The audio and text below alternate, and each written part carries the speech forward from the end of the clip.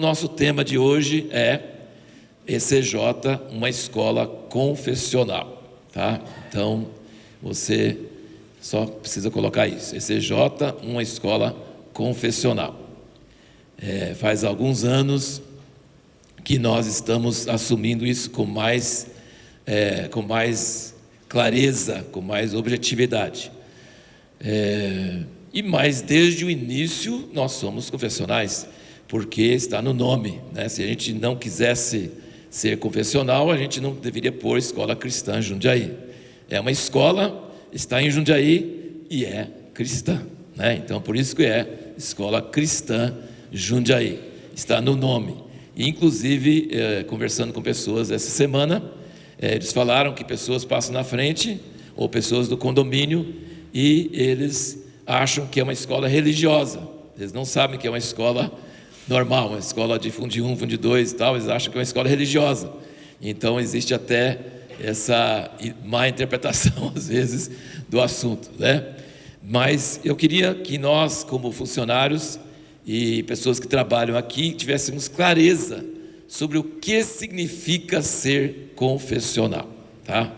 Pelo menos o que nós entendemos como confessional, porque tem várias interpretações desse termo, e a nossa maneira de interpretar é um pouco diferente do que outras escolas confessionais. Vamos, pelo menos assim, como sempre tem 7 pontos, tá? Não pode deixar de ter 7 pontos, tem que ter 7, né? Porque 7 é o número da perfeição, então tem que ter 7, tem que dar um jeito de dar sempre 7. Mas esse que eu estou falando é só a introdução, não é nenhum ponto aí. O que eu estou querendo dizer é que tem confessionais que de confessional não tem nada. Posso dar um exemplo? A PUC. A PUC é católica, né? Mas quem dá aula são ateus, às vezes, né? Então, não tem nada de confessional.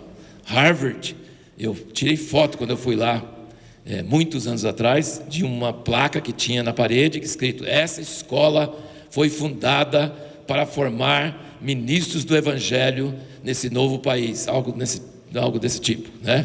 Hoje, Harvard é o centro do modernismo, do ateísmo, e tinha a placa dos fundadores originais, 1600 e alguma coisa, que ele foi fundado, e hoje não tem nada a ver de confessional. Então, tem muitas escolas confessionais que de confessional não tem nada, inclusive, sei lá, algumas escolas, eu não vou citar por nome, que aí já vai ficar, mas eu citei o PUC, então eu posso citar a Metodista de Piracicaba, que meus filhos estudaram também, e assim, outras escolas. Então, assim, o nome é confessional, chama metodista, outros chama católico, outras vezes é presbiteriano e tal, mas você vai lá, é ensinado coisas que não tem nada a ver com a confissão que está no nome. Outras escolas confessionais são tão confessionais que a pessoa que não concorda com aquela determinada linha do cristianismo não pode estudar lá, certo? Porque está feita para formar a cabeça do aluno dentro daquela linha específica do cristianismo, né? Então, assim, tem escolas confessionais que são formadas para catequizar os alunos. Então, a escola cristã não acredita nem em uma, nem em outra dessas ideias e dessas maneiras de ser confessionais. Então, nosso título é a Escola Cristã Jundiaí, uma escola confessional, e a pergunta básica, o subtítulo é: o que significa ser confessional?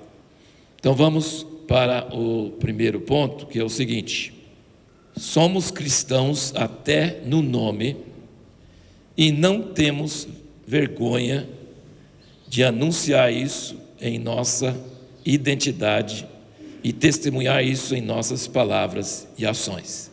Somos cristãos em nosso nome e não temos vergonha de anunciar essa identidade e de testemunhar isso em nossas palavras e ações. Então, ninguém aqui precisa ter nenhum problema de citar versículos da Bíblia na sala de aula, ou de orar, como nós oramos agora, ou de qualquer coisa assim, porque nós somos cristãos e não estamos enganando ninguém. Então, se a pessoa entra aqui, vai matricular o filho, Ele tem que ter lido o nome e tem que ser explicado que aqui é uma escola confessional, cristã. Aqui não é uma escola muçulmana, nem budista, nem hinduísta, nem ateia, nem humanista, é uma escola cristã.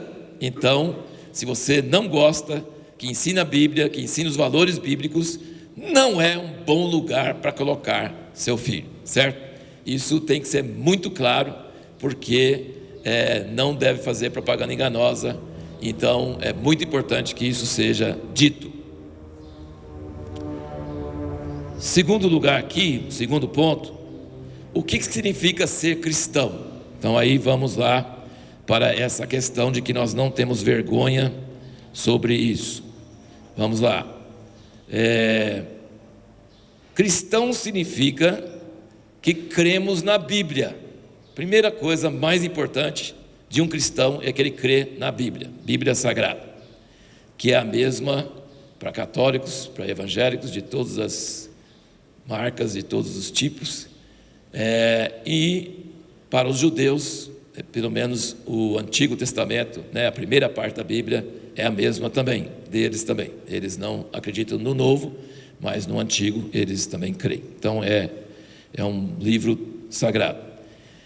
E nas verdades básicas do cristianismo expressos no credo apostólico, que é básico para a Igreja Católica e para todas as vertentes ou início das igrejas protestantes, tá?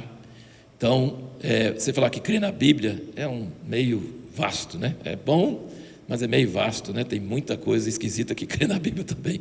Então, a gente precisa ser claro quando nós falamos sobre cristãos, porque tem pessoas que usam a Bíblia para ensinar coisa totalmente contrária, né? Nós temos, por exemplo, os mormons, nós temos Testemunho de Jeová, nós temos várias linhas que não são apenas diferentes, são considerados hereges, uma interpretação da Bíblia acrescentar de outras coisas que nós não cremos como cristãos, vamos dizer, desde o início.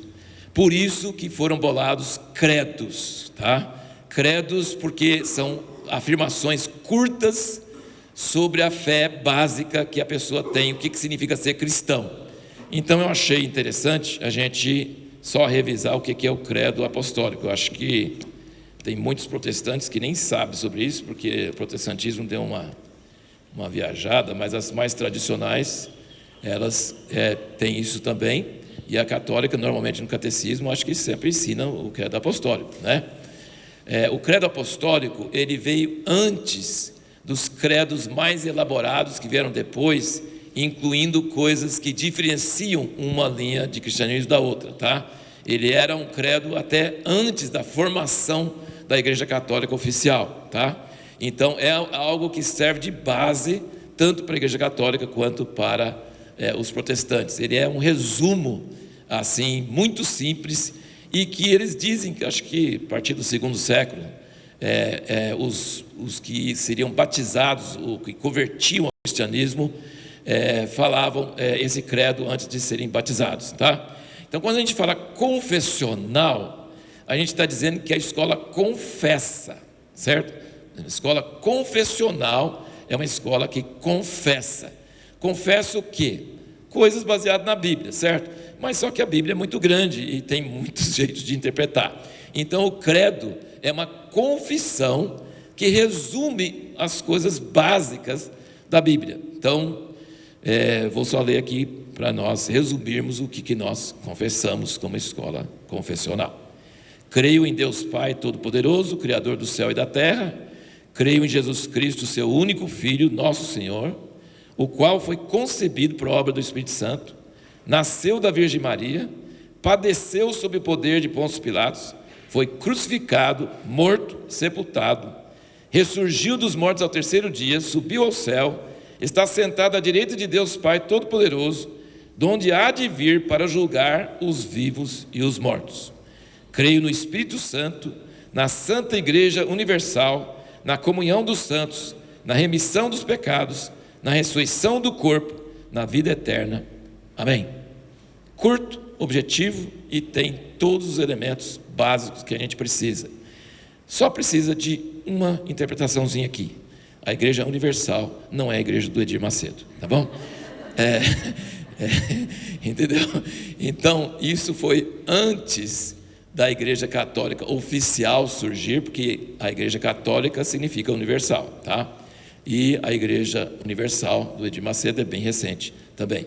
Então, quando se fala que creio na Santa Igreja Universal, nós não estamos dizendo que nós somos católicos e nem da Igreja Universal. Nós cremos que os verdadeiros crentes em Jesus Cristo e nesse credo, todos fazem parte da mesma igreja aos olhos de Deus. Então, todos são nossos irmãos e irmãs, certo? Então, a gente não acredita nessas divisões ou nessas nomenclaturas ou nessas coisas que foram inventadas depois. A gente crê que a verdadeira igreja, que é a noiva de Cristo, que é os seguidores de Cristo, Jesus não veio fundar uma igreja diferenciada das outras, que segue um certo ritualismo. Não, ele veio para formar uma nova humanidade que crê nele e pelo poder do Espírito Santo vive a vida dele e são discípulos dele. E todos esses são irmãos e todos esses vão estar juntos por toda a eternidade, certo? Então, mas o resto tudo é bem claro e bem nítido, não tem nenhuma dúvida sobre isso. Depois foram surgindo coisas mais complicadas, mais divisórias e tal, e aí nós já não vamos nos preocupar com isso. Quando nós confessamos que nós somos cristãos, nós estamos falando sobre essas verdades básicas e sobre isso a gente não tem nenhum problema de confessar, de crer e de declarar e de crer, né, que o mundo foi criado por Deus, que Ele é o Pai, que Ele é o Criador de todas as coisas, que Ele mandou o Filho dEle, que o Filho dEle veio em carne, nasceu da Virgem Maria, e que Ele viveu uma vida perfeita, único que viveu uma vida certa em todas as maneiras, que Ele morreu por nossos pecados, que não tem ninguém justo, que todos são pecadores, que todos merecem o inferno, mas que Deus mandou seu Filho para pagar nossa pena, e que Ele ressuscitou, que Ele mandou o Espírito Santo, e que Ele vai voltar, e que Ele vai julgar a terra, e que vai haver uma ressurreição de todos os vivos que já morreram, que vão morrer, e que aí haverá um juízo, e que haverá o reino de Deus na terra por todo o sempre, tá? Então isso são as coisas básicas do cristianismo. O terceiro ponto aqui é o seguinte: isso é coisa antiga nossa, desde os primeiros dias da escola. Meu pai, que foi, vamos dizer, o idealizador de várias dessas premissas aqui, e ele sempre falava e nos treinou nisso, nos criou nisso. Na verdade, não sou católico, não sou protestante, não sou batista, não sou metodista, não sou assembleano, não sou da Universal, não sou nenhuma dessas coisas e nunca fui, porque meu pai nos criou fora de todas essas coisas. Nunca fiz um seminário teológico, nunca fui formado em nenhuma dessas coisas, porque meu pai usava a Bíblia para nos ensinar desde criança, e nunca fiz parte, nunca fui membro de nenhuma dessas vertentes do cristianismo, mas fui criado respeitando aquilo que vinha de padres, de pastores, de leigos, de quem quer que fosse, que tivesse realmente uma palavra equilibrada. E foi muito grato em anos recentes, a partir, acho que foi de 2009, que encontrei um judeu, que também não é presbiteriano, nem católico, nem nada, é judeu, que crê em Jesus, batizado no Espírito Santo, e que crê da mesma forma que nós. Então você não precisa fazer parte de nenhuma dessas igrejas oficiais, porque você pode voltar para a origem, que Jesus era judeu, e ele era diferente de todo, e foi morto por judeus, porque não aceitavam que ele era filho de Deus, né? Então, nossos dois grandes inimigos, quais são? Vamos ver. Quais são nossos grandes inimigos? A escola cristã tem dois inimigos que lutam desde o início para não ser influenciado por nenhum deles, nenhum dos dois. Um puxa para um lado e outro puxa para o outro. Quais são nossos grandes inimigos? Por um lado, nós temos o humanismo, e por outro lado nós temos religiosidade, tá? A escola cristã considera como seus inimigos principais humanismo e religiosidade. Nós achamos que os dois fazem muito mal, e essa água vai fazer muito bem para mim agora. Pode derramar no copo, que aí fica mais fácil. Então, vamos entender um pouquinho, só resumidamente, o que são esses dois inimigos. Muito obrigado. Nem precisa de... É chique, saiu na fita, viu? Gente, para todo mundo que está assistindo, é a Leda, que serve a todos aqui com a maior alegria.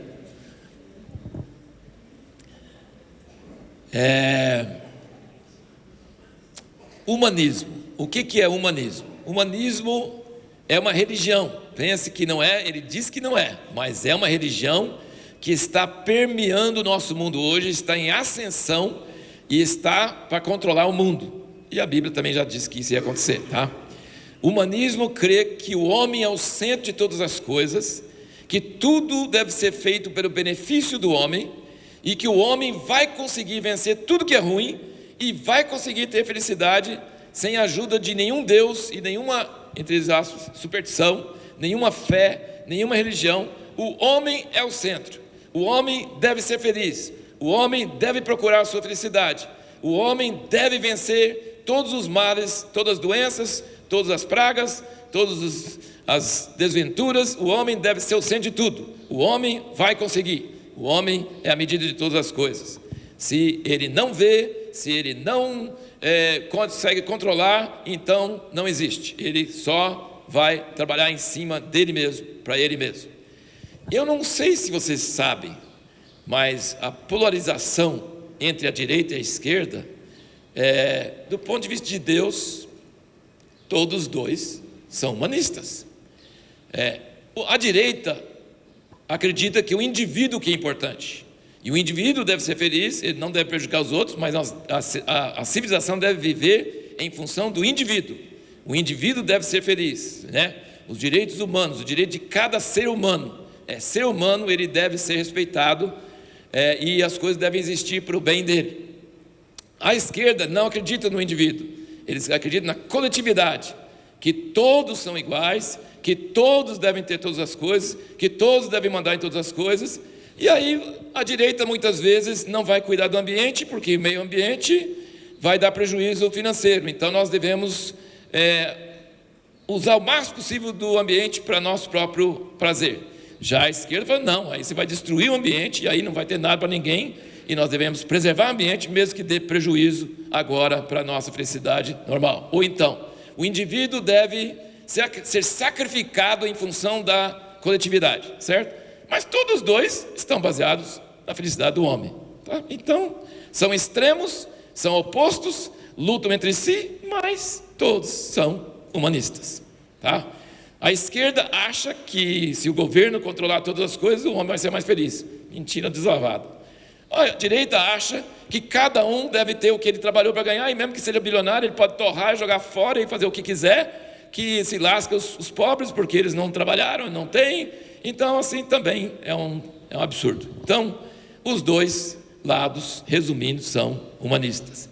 E o nosso maior inimigo é o humanismo, que acha que se a pessoa acha bom, ela deve ter liberdade de fazer. Ela deve, assim, se é bom, um acha que é bom para o indivíduo, o outro acha que é bom para a sociedade, mas os dois querem viver para o homem como centro.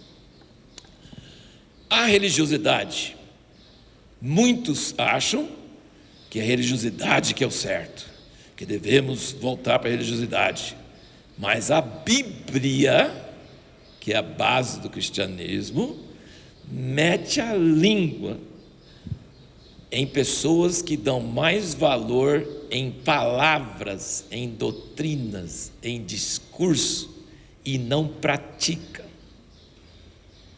E religiosidade é falar o certo e fazer o errado. E os judeus faziam isso, a igreja faz isso, os líderes religiosos fazem isso, muitos cristãos comuns fazem isso, ensinam seus filhos para ser cristãos, mas na prática não estão contra a mentira, contra a desonestidade, contra a formação do caráter.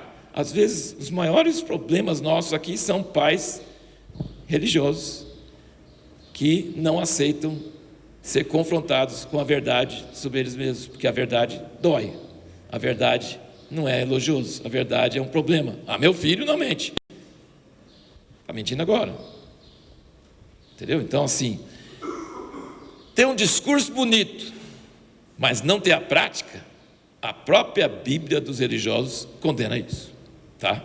Então isso é absurdo. Qual o maior problema do religioso? Hipocrisia. Fala uma coisa, mas faz outra. Quando o outro faz, ele chama adúltero, ladrão, mentiroso. Mas quando ele faz, não, você tem que entender que não é bem assim. Tem esse negócio, não precisa prolongar muito, mas o resumo da religiosidade é hipocrisia. É falar o certo, mas fazer o errado e não está nem aí. E tem um outro problema também, que é achar que os rituais, que o fato de ir para a igreja, o fato de fazer oração, o fato de citar a Bíblia, resolve.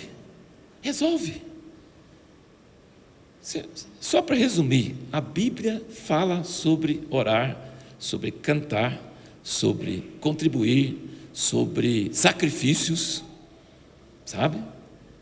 Só que tem muitos lugares que Deus fala assim: eu odeio sacrifício.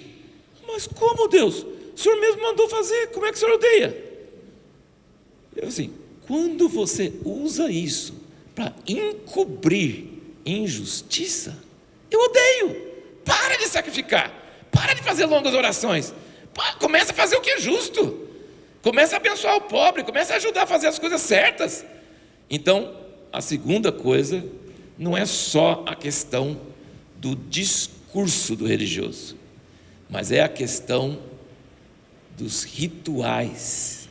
E muitas vezes os meninos religiosos, criados por pais religiosos, eles acham que, por eles saberem versículos bíblicos, por eles citarem coisas assim, que eles são superiores aos outros, quando na verdade no caráter são piores e não aceitam ser corrigidos.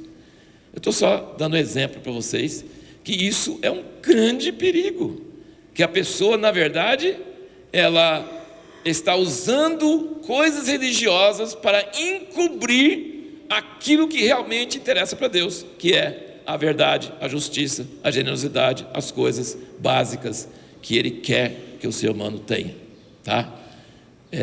E aí nós precisamos entender que nossos dois inimigos são esses.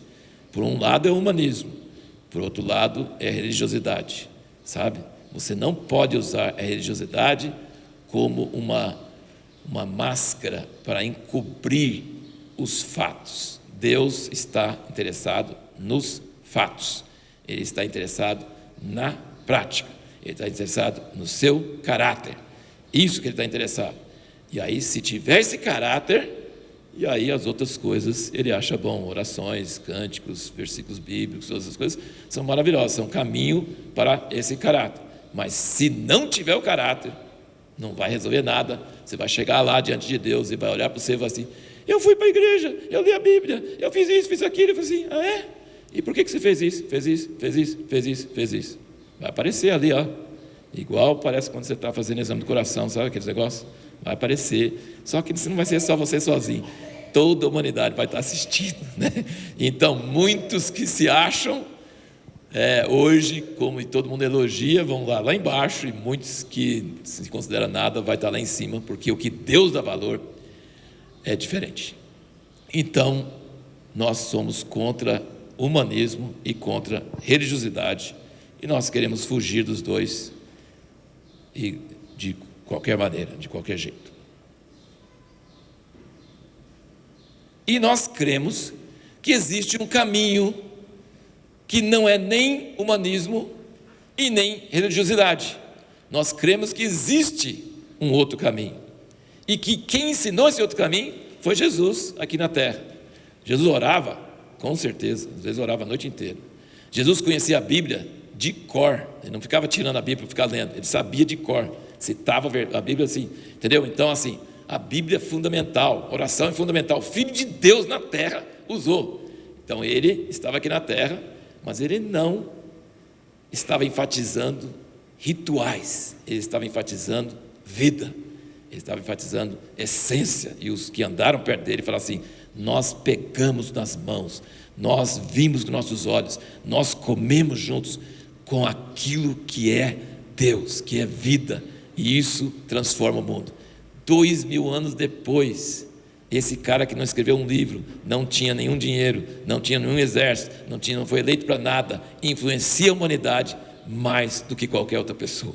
Então, entende? Ele tinha algo bem diferente do que religião ou humanismo, ele tinha outra coisa. E nós cremos que existe essa opção para nós hoje. Nós podemos ser uma escola confessional que não é religiosa e nem humanista, tem um outro caminho para nós. Vocês estão percebendo que eu estou tomando muito cuidado hoje para não usar um termo que está usado aí. Eu usava esse termo antes, sabe? A terceira via, mas hoje eu não quis usar para não complicar, né? O que eu disse é a terceira via, mas não é a terceira via na política, não é cristianismo e nem humanismo, é um outro caminho, é um caminho que dá para nós seguirmos.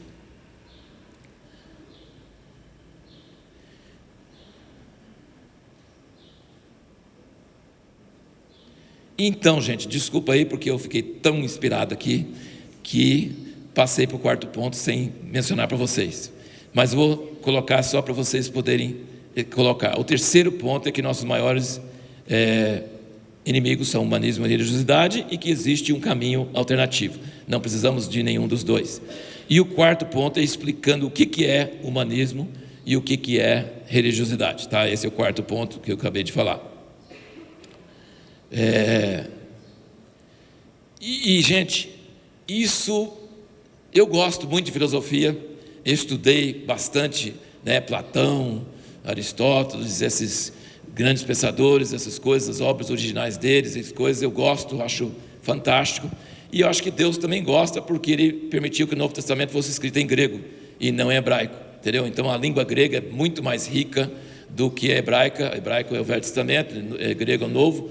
E então assim, até o Asher, que é judeu, fala assim: nossa, tem uma coisa, Deus permitiu o florescimento da mente humana, e até hoje ninguém conseguiu, veja bem, Platão, Aristóteles é tipo 400 anos antes de Cristo, mas até hoje, 2000 anos depois, as linhas e ideologias não conseguem escapar das linhas básicas que eles têm lá, entendeu?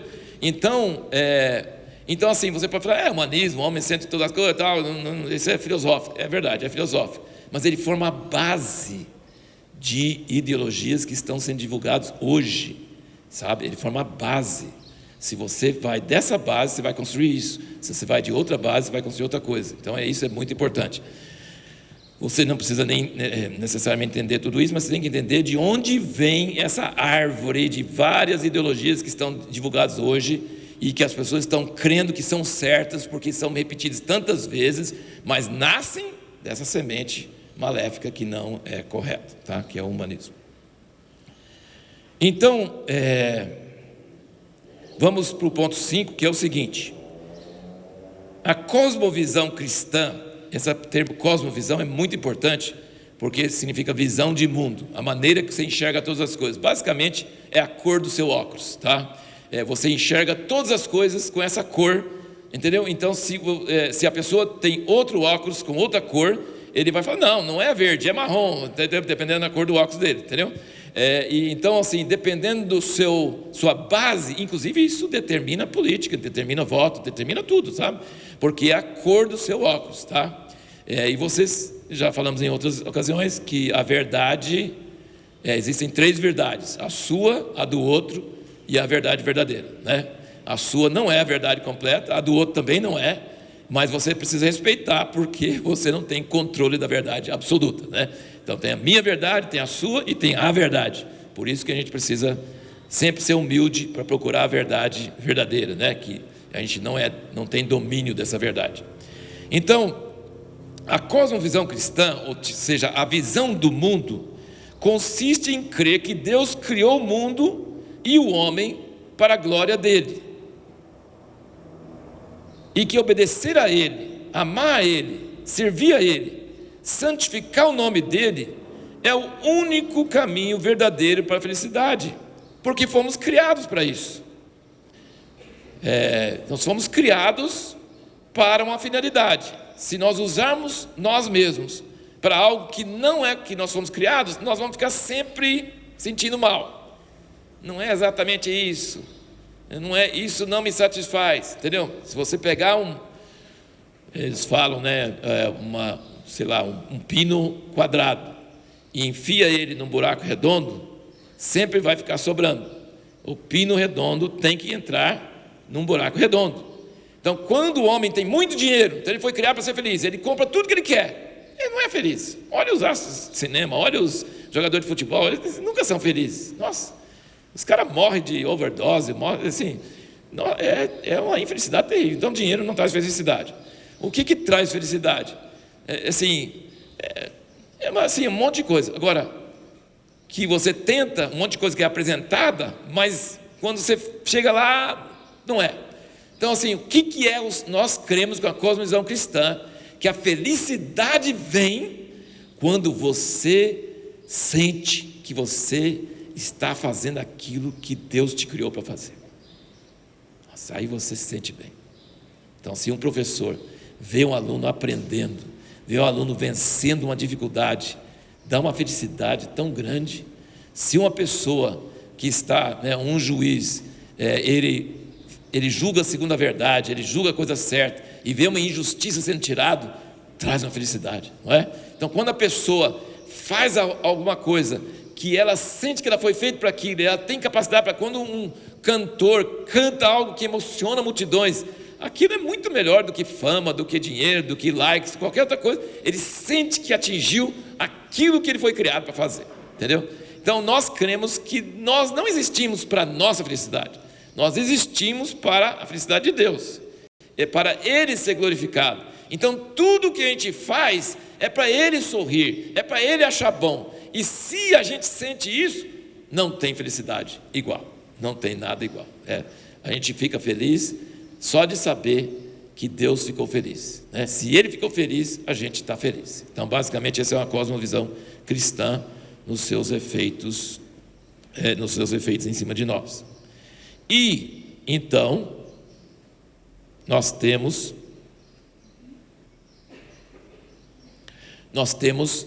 a oração que Jesus nos ensinou a fazer, né? E sempre Ele ensinou para pedir várias coisas, que a gente sempre vai pedir em oração, né? O pão nosso de cada dia, perdão dos nossos pecados e não deixar-nos cair em tentação, livrar-nos do mal, né? Várias coisas importantes que todo ser humano, em todas as épocas, em todos os lugares, em todas as culturas, vai precisar dessas coisas, né? Ele vai precisar de pão de cada dia, ele vai precisar de proteção contra o mal, e ele vai precisar de ser perdoado, porque ele sempre sabe que ele está em falta em alguma coisa. Mas, antes disto, ele pede uma outra coisa, e aí que está a questão da verdadeira felicidade. Ele pede para nós orarmos: venha o teu reino, seja feita a tua vontade, aqui na terra como nos céus. E antes disso ele fala: santificado seja o teu nome. Por que Deus precisa de nós orarmos para santificar o nome dele? O nome dele já é santo. Eu orando vai santificar mais o nome dele? Com certeza. Lá no céu está santo, que tem seres viventes ao redor do trono falando santo, santo, santo, a noite toda, o dia todo, anjos, milhares de anjos e tal. Então, lá no céu não está precisando de santificar o nome de Deus, não. Mas aqui na terra, quase todo mundo está sujando o nome de Deus. Quase todo mundo está trazendo vergonha para o nome de Deus. O diabo aponta para o ser humano e fala assim: está vendo? Você criou na sua imagem, mas olha o que ele está fazendo. Olha que beleza. Entendeu? Então o nome de Deus está sendo blasfemado por palavras, ele fala assim: não, está vendo? Ele vai na igreja, é religioso e tal, mas olha o que ele está fazendo. Entendeu? Então isso é o contrário de santificar o nome de Deus. Isso é blasfemar o nome de Deus, é sujar o nome de Deus, é sujar a reputação dele. Deus diz que é bom e que faz tudo, mas olha quanta maldade que existe na terra. E ele é Deus e podia tirar, e não tira, e tudo isso está acontecendo. Quer dizer, o nome de Deus está sendo blasfemado todo dia, toda hora, nos jornais, na boca das pessoas, na vida das pessoas, em tudo, né? Então, quando Ele nos ensinou a orar, santificado seja o teu nome, nós estamos dizendo, não só no céu, eu quero que a minha vida, que as minhas palavras, que o meu porte santifique o seu nome, que as pessoas olhem para mim e digam, realmente, Deus é grande, porque Ele não conseguiria fazer isso se não fosse o Senhor, e o Senhor é bom, e o Senhor mostra essa bondade através de pessoas, entendeu? Então, quando nós oramos, santificado seja o teu nome, nós estamos orando para a coisa principal, que o mundo foi criado para isso. O mundo foi criado para isso, para que o nome de Deus fosse exaltado.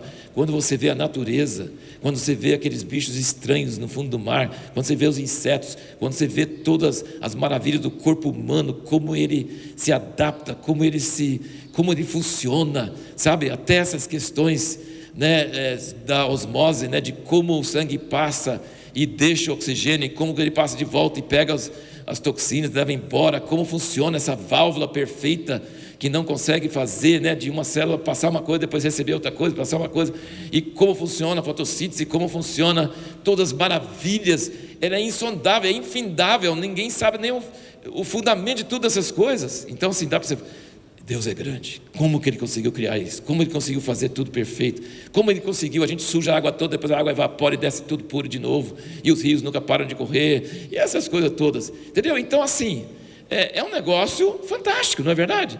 Como que em 9 meses se forma um ser tão perfeito, tudo funcionando, sabe? Cada coisa que você olha, você fica assim impressionado, né? Você fica impressionado, como é perfeito o corpo humano. Está cheio de problemas, mas é por causa do pecado do mal, mas aqui a ideia é genial e que a coisa é impressionante, entendeu? Então, o nome de Deus precisa ser exaltado, precisa ser santificado, ele precisa ser reivindicada a honra dele, não no céu, porque já está, aqui na terra precisa ser, e a cosmovisão cristã traz essa visão para nós, tá? Traz essa visão para nós. E tem um outro negócio que está ligado com isso, que é muito importante você entender. Deus reserva o direito de ser peculiar, de ser idiosincrático. Idiosincrático significa o quê? Toda pessoa tem idiosincrasia, sabia? Se você não tiver nenhuma idiosincrasia, você não é uma pessoa. Você não está acrescentando nada para a humanidade, tá? Idiosincrasia significa coisa que você tem que ninguém mais tem. Tipo, assim, sabe, tem dia que, sabe, eu vi uma pessoa, chegou em minha casa, e nós estávamos, e tinha uma sopa gostosa, e era de noite, e ele pôs uma banana na sopa, salgada. Isso chama idiosincrasia, eu jamais faria isso.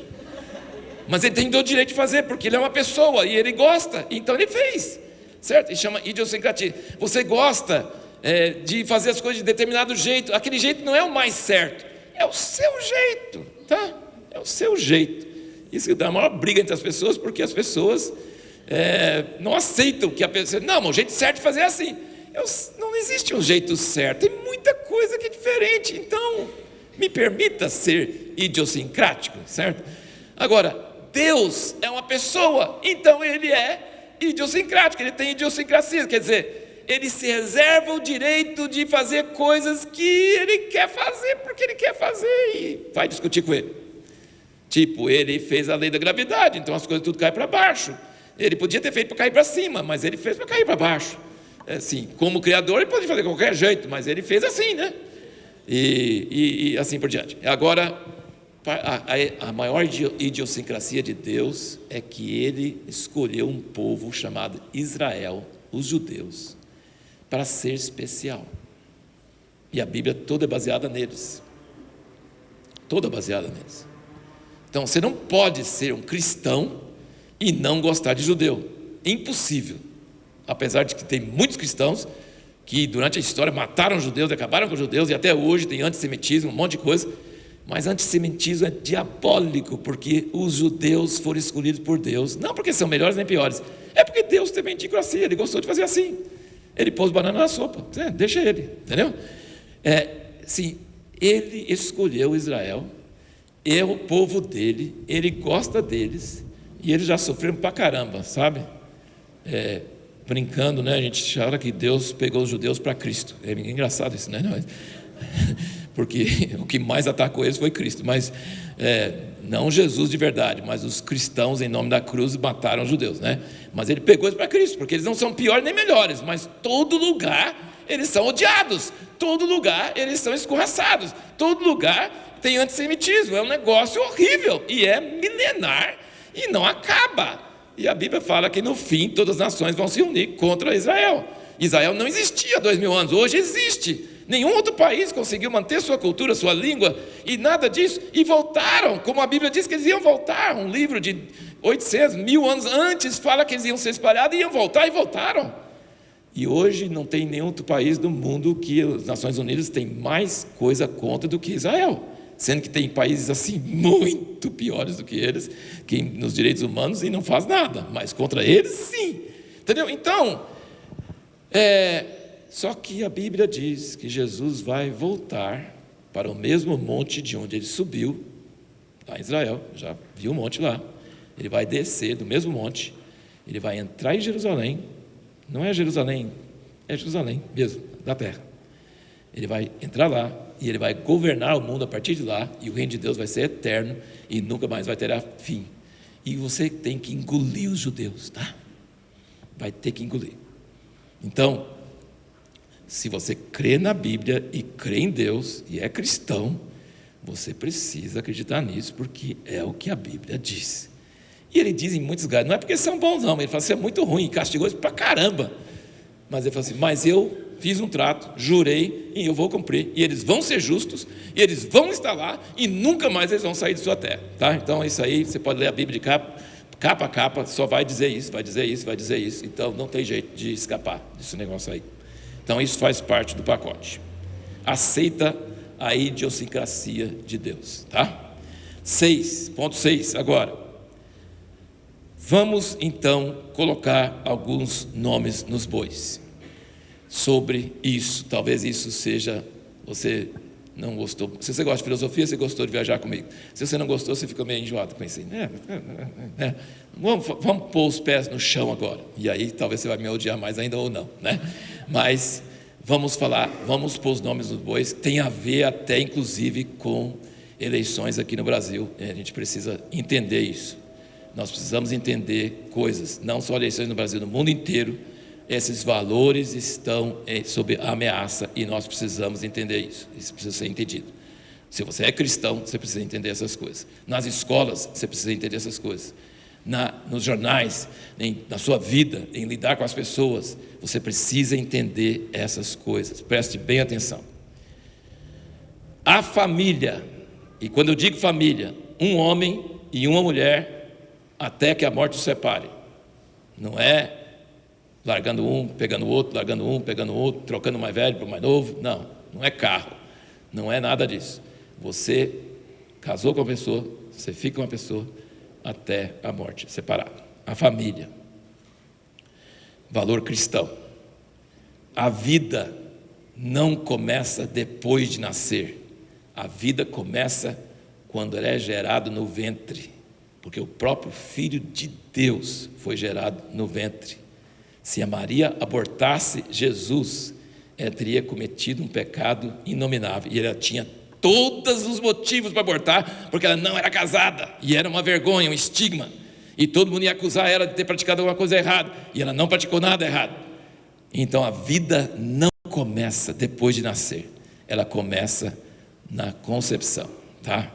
E a Bíblia diz que nossos dias foram escritos no livro dele antes de nascermos, antes de termos os ossos formados. Então, cristão não aceita aborto, não aceita. Cristão aceita que aborto é homicídio, é assassinato, não é de Deus. Cristão não pode concordar com aborto de jeito nenhum, tá?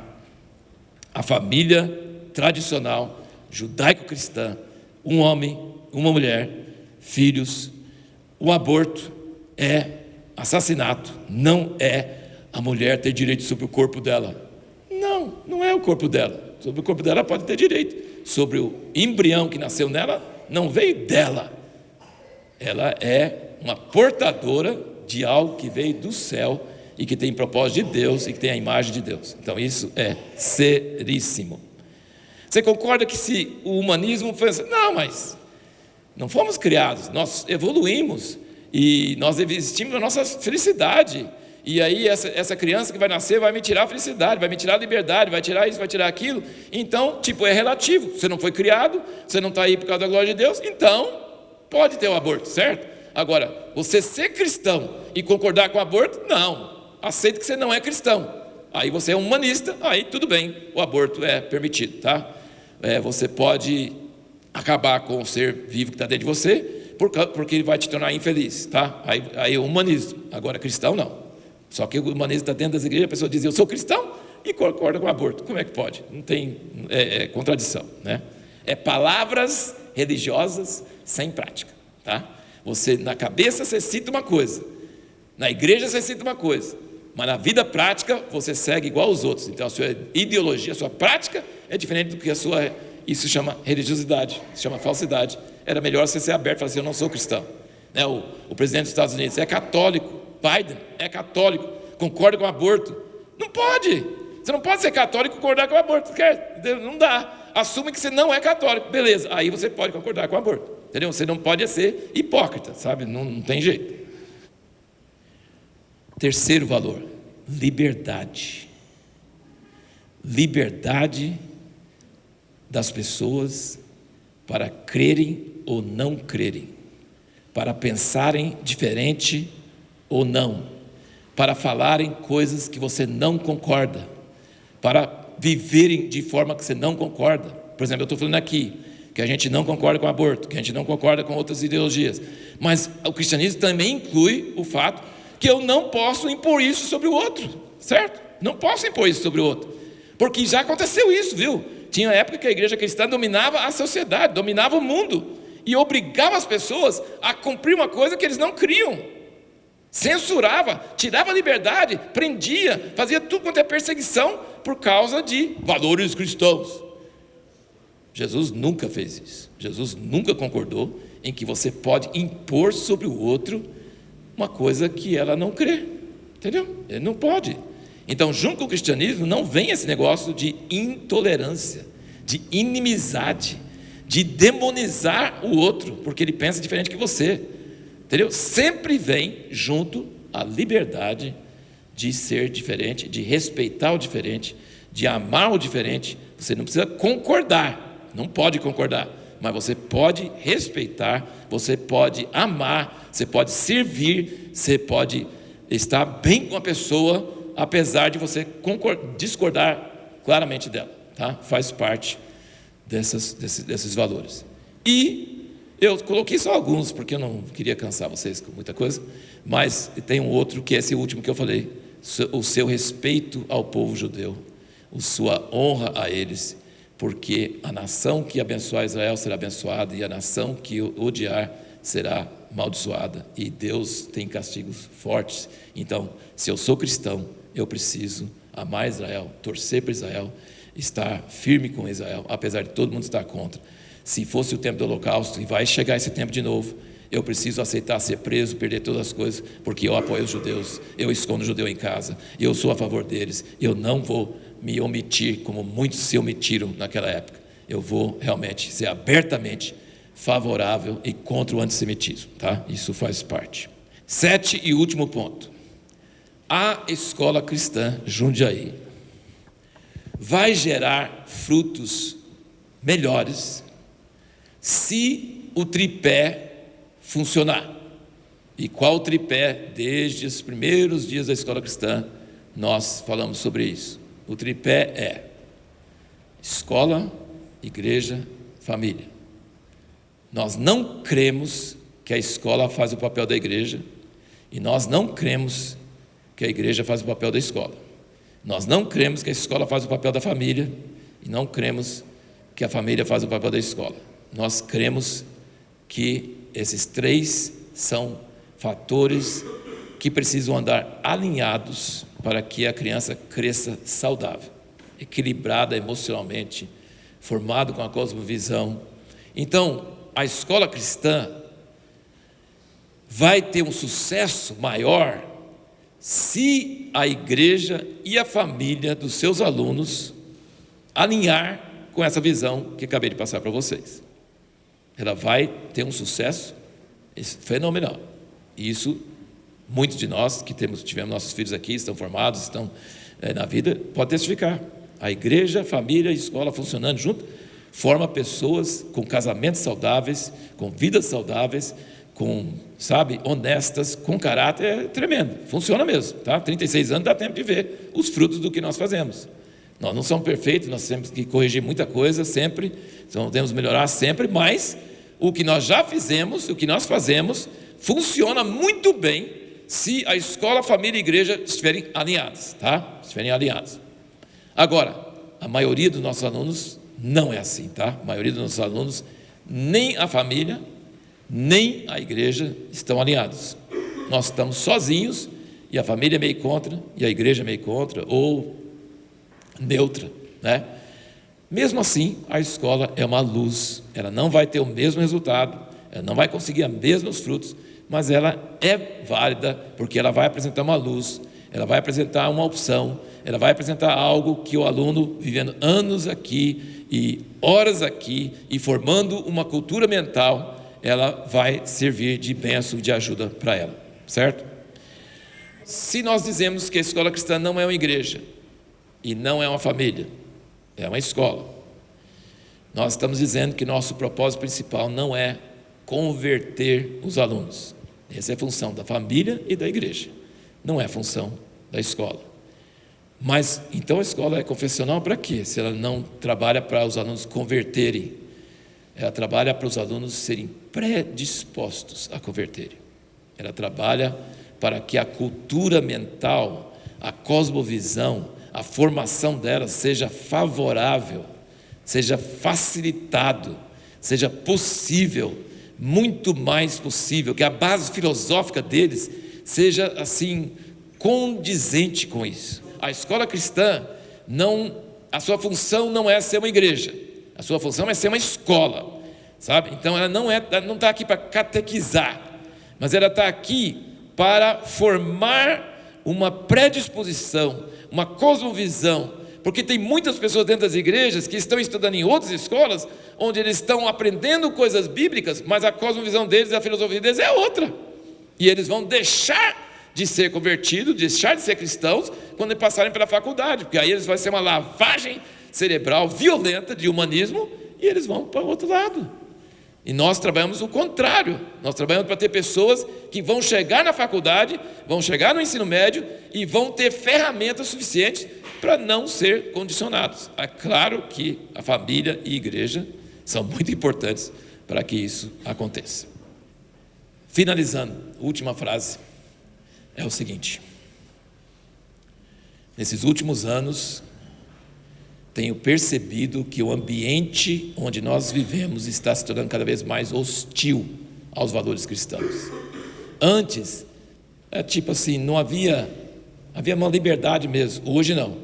Hoje falar desses assuntos que eu acabei de falar com vocês é quase levantar uma bandeira para você ser atacado, tá? Então hoje as trevas e o humanismo e a força está muito alto, muito forte. Então eu vejo a necessidade da escola cristã ser mais explícita. Nós podemos ser mais dogmáticos, mais claros, mais fortes, mais agressivos sobre isso do que nós fomos no passado, tá? Então assim, o ambiente que nós vivemos está ficando cada vez mais hostil e mais invasivo das mentes, e nós precisamos então de ser um pouco mais explícitos.